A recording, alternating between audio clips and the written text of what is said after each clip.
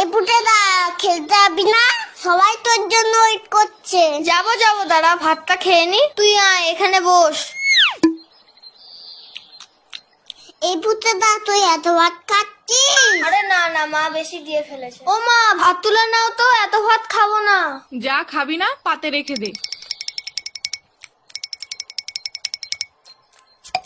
হ্যাঁ রে বাবান, তোদের বাড়িতে আজকে কি রান্না হয়েছে রে?